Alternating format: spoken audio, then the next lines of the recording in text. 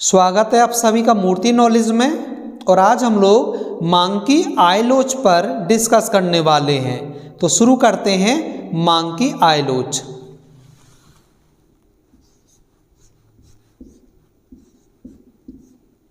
मांग की आय लोच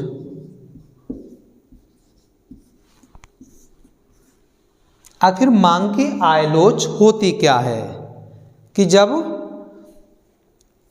अन्य बातें समान रहते हुए जब किसी उपभोक्ता की आय में परिवर्तन होने से उसके द्वारा खरीदी जाने वाली वस्तु की मांग पर जो मात्रात्मक प्रभाव पड़ता है वही मांग की आय लोच है।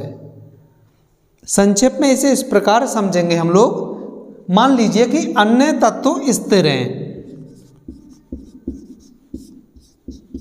अन्य तत्व या अन्य बातें तो स्थिर हैं, इसे मान लेते हैं पॉइंट। इसके बाद उपभोक्ता की आय में परिवर्तन हो रहा है, उपभोक्ता की आय में हो रहा परिवर्तन, उपभोक्ता की आय में परिवर्तन।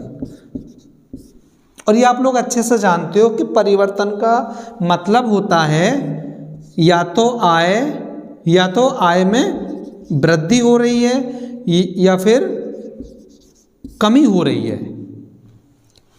तीसरा पॉइंट है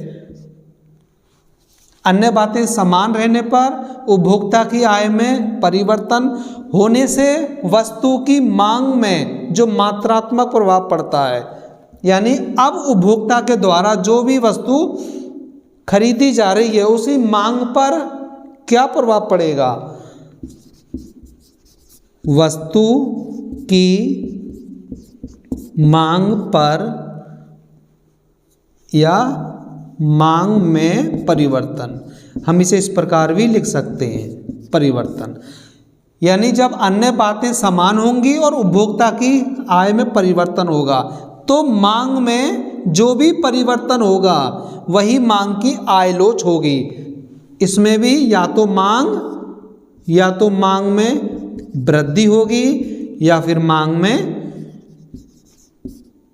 कमी होगी। ये होगी मांग की आय लोच। और इसे फॉर्मूले के रूप में हम इसे इस प्रकार लिखेंगे,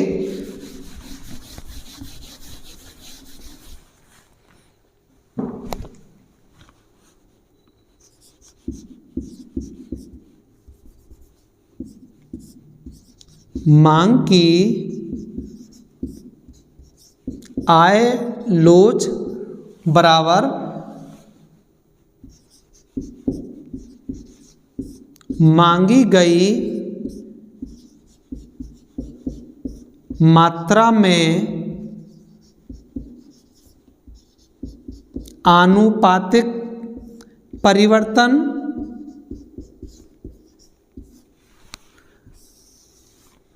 बटे आय में